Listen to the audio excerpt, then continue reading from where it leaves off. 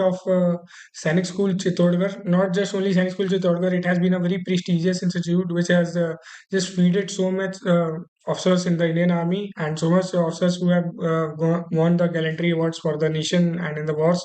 And he is also one of the alumni of that prestigious school. And we are here to just discuss about how he got recommended in his board appearing attempt. What are the sources that he gone through and help him in his preparation. Apart from that, we would also cover the topics of how he got the recommendation and made the G2 easy without getting any offline experience in a very detailed manner. Basically, the main focus would be upon SSB Bhopal interview experience as a fresher. Apart from that, we would also cover the written syllabus and the pattern which candidate should follow when he is appearing for the boards as well as he is preparing for the ND exam. So, Chinku, we welcome you here for this guidance session in which we will guide you through the candidates who are there, and it's all upon you. You can start. First of all, thank you so much, sir, for giving me such a good opportunity to express myself, and you find me the person who can motivate other students. So, thank you for that. All right. Then, sir, starting from yes, Yes, yes. question, sir. Start, sir. So, starting from my written experience, first of all, I would tell that as I am a student of class 12, the syllabus is quite vast. We know that the syllabus of NDA is like ocean of syllabus. But I think that for a 12th appearing attempt, we need only bucket from it. So rather than focusing on all syllabus, I focused on my strong points. Like 11th class syllabus was my strong point, and I left integration and differentiation. Although from that only I was able to attempt many questions, and I was able to cope up with the syllabus of mathematics. So particularly यार चिंकू ऐसे you side की 11th is your strong point तो ये तो मतलब बहुत से candidates का कंसर्न होता है कि जैसे 11th वेस्ट हो गया है ना चाहे वो जेई का प्रिपरेशन कर रहा हो या फिर एनडीए का कर रहा हो एंड तुमने जैसे बोला कि डिफरेंशिएशन इंटीग्रेशन तो पर्टिकुलरली जैसे मुझे भी याद है कि जब हम भी प्रिपरेशन करते थे तो ये बहुत बोला जाता था कि 12th का वेटेज मैथ्स में बहुत ज़्यादा है एंड उसमें इंटीग्रेशन का ये है डिफरेंशिएशन का बहुत ज़्यादा वेटेज है तो ये जो कैलकुलस है बेसिकली इसका क्या इंपॉर्टेंस है एंड इसको तुमने कैसे कवर अप किया इसको एक बार डिटेल से बताओ। सर एक्चुअली मैं इस चीज़ से यही कहना चाहता हूँ, ये मेरे दोस्तों के साथ भी कईयों के साथ ऐसा है। सर सोचते हैं कि हम पूरा सिलेबस कवर करें। एक्चुअली सर अगर हम पूरा सिलेबस भी करके जाए ना तो maximum most of us will only be able to attempt 60 to 70 question. चाहे हम कितना ही सिलेबस पढ़ ले, 11th भी पढ़ लें, 12th भी पढ़ ले, पीवाईक्यूज लगा ले, 70 से 80 क्वेश्चन मैक्सिमम मैं बता रहा हूँ, जो कोई टॉपर भी करता है ना? तो आई थिंक दैट ये 60 टू 70 क्वेश्चंस है ना, वो हम अगर परफेक्शन लाएँ, या तो कोई 11th का सिलेबस, आइदर 12th, मैं ये नहीं कह रहा दोनों, किसी की सबका डिफरेंट डिफरेंट होता है। जैसे मेरी इंटीग्रेशन और डिफरेंशिएशन वीक थी, and as of 12th appearing मेरे पास टाइम भी नहीं था। So what I did, I focused on my 11th class syllabus. So it is not about that what you choose. It is about that how you plan it or how you organize it, and that is what SSB is also about. So how you organize exactly it, that is. Basically वो जो कहता है ना कि मतलब organising ability is one of the LQ तो वो return से Yes, ही डेवलप yes. करनी होती है कि तुम्हें कितना पढ़ना है कहाँ से कितना पढ़ना है और Hmm. ये नहीं कि जैसे तुम बस एक वन शॉट वीडियो देखो कि these are the easy topics तो ये कर लेते हैं वो एक इजी टॉपिक है तो वो कर लेते हैं नहीं जो तुम्हें इजी लग रहा है और जो तुम्हें हार्ड लग रहा है उसको सॉर्ट आउट करो खुद से मेहनत करो बेसिकली एंड यार जैसे ये तो मैथ्स की बात हो गई बेसिकली जैसे फिजिक्स है उसके साथ केमिस्ट्री है तो ये तो साइंस पोर्शन है बट इसके साथ तुम्हें जीएटी में जैसे मतलब along with this you have to cover the polity history economics n number of subjects out there english तो जैसे मैंने भी किया था तो पर्टिकुलरली जैसे मैं अपना बताता हूँ तो मेरे लिए था कि मैं जेई को प्रेफर कर रहा था अपने बोर्ड अपेयरिंग एग्जाम में है ना although I was also preparing for NDA तो कहीं ना कहीं यही बैलेंस आउट ना कर पाने का अपेयरिंग एग्जाम में तो मेरा भी क्लियर नहीं हुआ था बट इसको कैसे सॉर्टेड रखे कि हम एनडीए को टारगेट करें और उनको वो सब्जेक्ट्स को मैनेज करें जैसे जो जीएटी के सब्जेक्ट्स हैं तो इन पे एक बार ये करो डिस्क्राइब करो। Sir, first of all, I will tell that from starting, I made a SWOT analysis. All of us are aware about SWOT analysis: strengths, weakness, opportunities, and threats. For us, like for students, there is many opportunities and weakness and threats are not. I think किसी की life में ऐसा कुछ है भी नहीं. Talking about sir strength, like मेरे को ये था कि सर अगर मैं मैथ सॉल्व कर रहा हूँ ना, तो मैं जब सर मैथ के एक क्वेश्चन एक बार सॉल्व कर लेता था, एक कॉन्सेप्ट मेरे को समझ में आ जाता था, तो उसके कितने भी क्वेश्चन हो वो मेरे से लग जाते. तो मीन्स मेरे को ऐसा नहीं था कि मेरे को एक क्वेश्चन की टाइप की बहुत ज़्यादा प्रैक्टिस करनी है। रादर मेरे को उस टाइप के अलग-अलग क्वेश्चन करने में ज़्यादा इंटरेस्ट था। क्योंकि जैसे मैंने टाइप 1 के एक क्वेश्चन कर लिया, टाइप 2 का, टाइप 3 का, तो वो उसने मेरा टाइम सेव किया।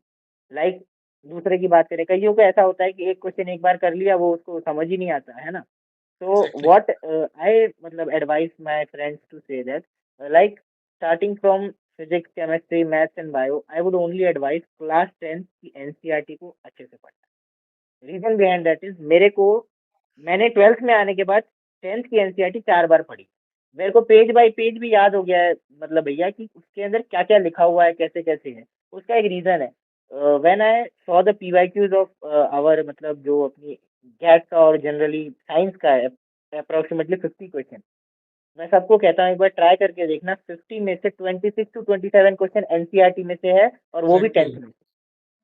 ये बात सच है। अभी आप अभी कभी भी लाइक मिला लो। चिंकू, जैसे तुमने बोला ना एनसीईआरटी, तो ये ही नेक्स्ट टॉपिक है कि एनसीईआरटी का जो इंपॉर्टेंस है। जैसे मैं बताता हूँ, जब मैं पहली बार एनडीए देने गया पेयरिंग पे, तो उस समय क्या होता है ना कि जब तुम जेई की तैयारी कर रहे होते हो तो तुम बुक्स के पीछे जाते हो, कोचिंग्स के मटेरियल्स के पीछे जाते हो। जैसे मान लो किसी भी कोचिंग में तुम हो, रेजोनेंस, एलेंट, कहीं भी, तो तुम उसके मटेरियल पे फोकस कर रहे हो। एंड जैसे तुम एनडीए के पेपर को देखते हो ना, तो तुम्हें पता चलता है कि ये तो एनसीईआरटी के क्वेश्चंस है। ये वही क्वेश्चंस हैं जो मैंने छोड़ दिए थे, या बेसिक समझ के मैंने उतने इनको फोकस नहीं किया। तो वहां पे थोड़ा सा गेम ओवर टर्न होता है, पर्टिकुलरली उस एस्पिरेंट के लिए जो टीएस और एनडीए दोनों को फोकस कर रहा है। तो ये कहीं ना कहीं एक बहुत मेन चीज है कि एनसीईआरटी ऊपर से, जैसे तुमने बताया कि साइंस के लिए 9th और 10th की एनसीईआरटी को जैसे नहीं कहते हैं घोल के पी जाना, तो वो वाली बात है, मतलब कि तुम उसको घोल के पी जाओ, इसका कोई शॉर्टकट ट्रिक नहीं है। एंड एक चीज तो वही है भाई, जैसे कि सैनिक स्कूल प्रिपरेशन में के समय से ही होता है ना कि 6 में अगर कर रहे हो तो मैथ्स की किताब को 3-4 बार लगा जाओ। उस समय तो मुझे अभी हाँ भी याद है कि कार पब्लिकेशन की बुक आती थी मैथ्स के लिए, उसको हाँ हाँ। लगाते रहते थे, इतनी उपकार मोटी और है ना। अरिहंत, उपकार एंड हाँ, अरिहंत, यस। अरिहंत की गाइड आती थी, उपकार की पूरी वो पीले कलर की आती थी, सैनिक स्कूल हाँ ऐसे ये करके मतलब डाइजेस्ट, सैनिक स्कूल डाइजेस्ट करके शायद ऐसा नाम रहता था। हाँ हाँ। तो बेसिकली वो यस यस। आदत जो होती है ना, कि ऐसा नहीं है कि मतलब चिंकू का ये शुरू से एक आदत बिल्डअप करनी पड़ती है। एंड ऐसा नहीं है कि अगर तुम सैनिक स्कूल में नहीं हो तो तुम अपेयरिंग पे क्लियर नहीं कर सकते हो। तो पर्टिकुलरली चिंकू यार, ये बताओ कि मैथ्स का तो सही है कि तुमने बताया कि क्वेश्चंस को बार बार लगाना, डिफरेंट टाइप्स के क्वेश्चन को अप्रोच करना, बट जैसे ये जो टॉपिक्स हैं, जैसे हिस्ट्री हो गया, ज्योग्राफी हो गया, पॉलिटी हो गया, इनको कैसे सॉर्ट आउट करें? फर्स्ट ऑफ ऑल मेरा एक कंसर्न ये है कि हमेशा हर किसी एस्पिरेंट में एक वर्ड हमेशा होनी चाहिए। कहते हैं ना ये चीज़ तो होना ही चाहिए, वो है क्यूरियोसिटी।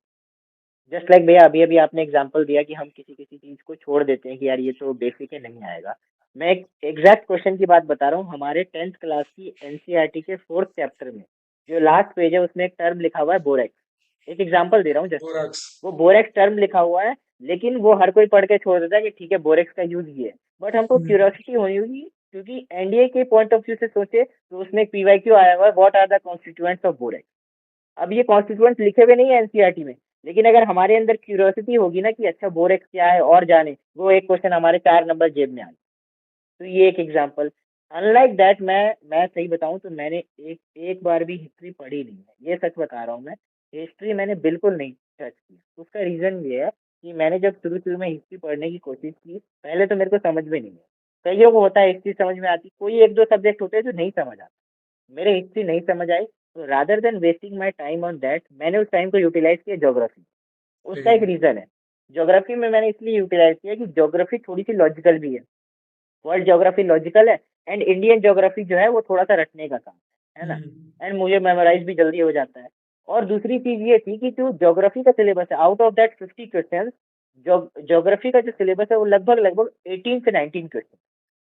तो I thought of rather than focusing on और दैट 10 और 11 क्वेश्चन, मुझे हाँ, 19 क्वेश्चन को टारगेट करना है। और बेसिकली तो वो वो जो मेरा। ज्योग्राफी है वो मोस्टली 9th और 10th वाली होती है, तो तुमने उसको पहले से एक बार यस पढ़ रखा होता है।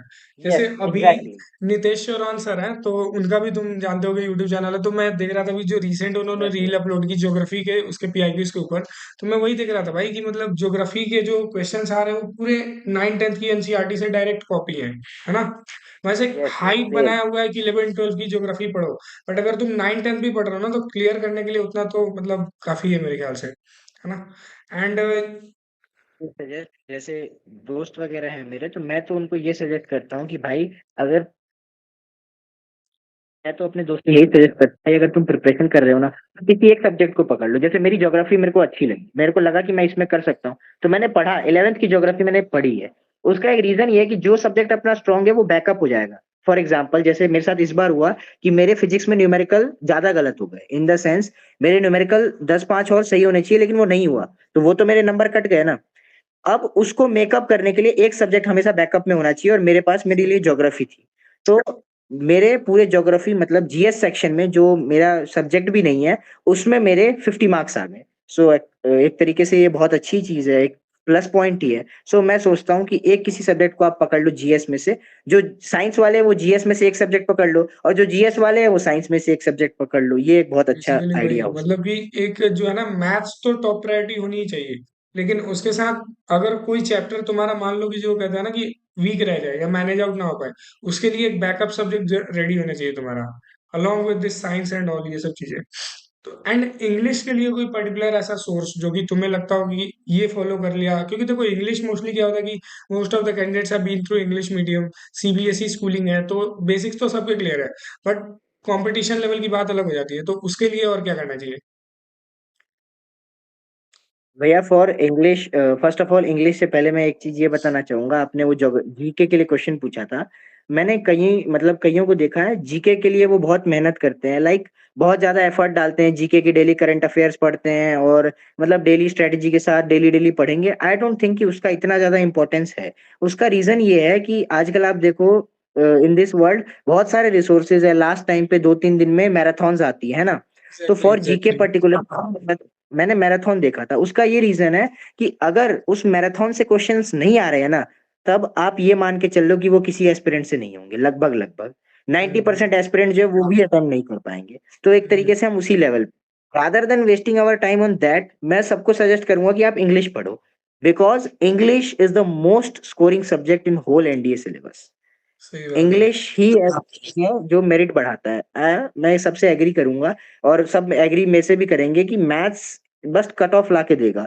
जो भी एक एवरेज स्टूडेंट है या पढ़ने वाला भी है, मैथ्स बस एक कट ऑफ तक ला देगा कि 75 to 100 और 120, that's it. But in final अगर मेरिट में आना है ना, तो GAT is important, and in that GAT exactly. English is important. तो फॉर दैट इंग्लिश, मैं I went to coaching also for written examination. तो मैंने वहां से, वहां के जो रेफरेंस थे हमारे अमित सर थे, उन्होंने पढ़ाया। तो वो भी एक काफी सही पढ़ाया है। यूट्यूब पे भी आप लेक्चर देख लो। मतलब it is not about teacher, it is about the resources. आज यूट्यूब पे सोर्स है, सारे हाँ। रिसोर्स हैं, आज ऑनलाइन सारे रिसोर्स हैं, रिसोर्स तो भरे पड़े हैं।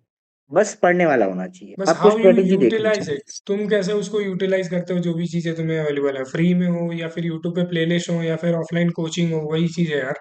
देखो वही बात है ना यार, कि मतलब कोचिंग तो पूरी जनता जा रही है ना, लेकिन बिल्कुल एकेडमी कितने जा रहे हैं, है ना? वो मेन बात है। जैसे बिल्कुल। इसमें एक चीज मैं और ऐड ऑन करना चाहूंगा, जैसे तुमने बताया कि जो मैथ्स है वो आपका कट ऑफ ये करेगा, तो बेसिकली अगर तुम वो एस्पिरेंट हो जो तुम बोर्ड पे फोकस कर रहे हो, और या तुम्हारा सिर्फ एनडीए एज अ टारगेट है, तो तुम बिल्कुल इस स्ट्रैटेजी को फॉलो करो और जीएटी को ये करो। बट अगर कहीं ना कहीं वो एस्पिरेंट हो जो जेई को ऐसा स्ट्रॉन्ग बैकअप लेके चलता है, जैसे जो मेरे दोस्त थे या फिर मैं जिस कैटेगरी में था, तो मेरा था कि जेई भी एक बहुत अच्छा फोकस था, क्योंकि देखो मैंने देख रखा था कि बहुत लोगों का एनडीए नहीं हुआ 2-3 बार में, तो वो बाद में फिर बीटेक में किसी टायर 3 कॉलेज में जा रहे हैं। तो बीटेक का भी एक अच्छा, अगर तुम रखना चाहते हो बैकअप जो है, तो उसके लिए मैथ्स को सॉर्टेड रखो, मैथ्स में अच्छे अटेम्प्ट करो, टारगेट अच्छा करो, मार्क्स लाने का मॉक्स दो, एंड उसके साथ साथ तुम जो है ना कि जीएटी को अपना एक स्ट्रॉन्ग पॉइंट बना के चलो, क्योंकि देखो अगर तुम जेई ओरिएंटेड एस्पिरेंट हो, तो तुम्हारा फिजिक्स केमिस्ट्री तो उसमें छूटेगा नहीं, है ना? तुम्हारा मैथ्स तो ऑब्वियस है, मोर देन एवरेज रहेगा, तुम वो फाइनेंस कैटेगरी में आ जाओगे, तो मार्क्स तो तुम्हारा मैथ से भी इंक्रीज हो रहा है। उसके बाद जहां तक बात है कि फिजिक्स केमिस्ट्री तो कवर हो रही है, बायो के जो 9th और 10th वाले बुक्स हैं उनको सॉर्टेड कर लो, है ना? तो ये चीजें हैं, ये बेसिकली है कि अलोंग विद दैट, जैसे चिंकू ने बताया कि ज्योग्राफी एक बहुत अच्छा पॉइंट है कि तुम इसको कर सकते हो एक बैकअप सब्जेक्ट लेके, और इंग्लिश को एज ए स्कोरिंग, क्योंकि तुमने पहले से भी पढ़ रखी है, तो उसको सॉर्टेड कर सकते हो। क्यों भाई चिंकू, है ना? यस भैया, डेफिनेटली भैया। जैसे आपने जेई का भी बात करी, मैं हम्म, ऐसा कहना चाहता हूँ, अब का जो टाइम ऐसा आ गया है ना, जो एनडीए के मैथ्स का लेवल है वो जेई तक भी जा रहा है। बिल्कुल सो बिल्कुल। आई वुड, जैसे मैंने लास्ट टाइम पे यही किया था कि जो जेई मेंस के कुछ क्वेश्चंस ऐसे होते हैं जो 1 to 2 मिनट के अंदर सॉल्व हो जाते हैं, और हम्म। जो एनडीए सेट किए जाते हैं, अगर जेईई मेंस लेवल का भी है तो वो बस वही क्वेश्चन उठाता है जो 1 से 2 मिनट के अंदर सॉल्व किए जा सकते हैं। सो वही मैं हर भाई। किसी जेईई एस्पिरेंट हाँ यार। Sorry for the interruption. हाँ अगर कोई जेईई भी पढ़ रहा है तो मैं बस यही उसको सजेस्ट करूंगा कि वो क्वेश्चन भी पढ़े वो साथ में जो जल्दी सॉल्व होने वाले हैं, वो डेफिनेटली एग्जैक्टली चांसेस है एग्जैक्टली। एनडीए में आने। वही है भाई। तो that's all. Thank you, Chingu. Yeah, this is all for the written preparation. What a board appearing candidate needs to follow and जो sources हैं वो available है तुम्हारे पास, बस तुम्हें उनको consistency और sincerity के साथ follow out करना है, ठीक है?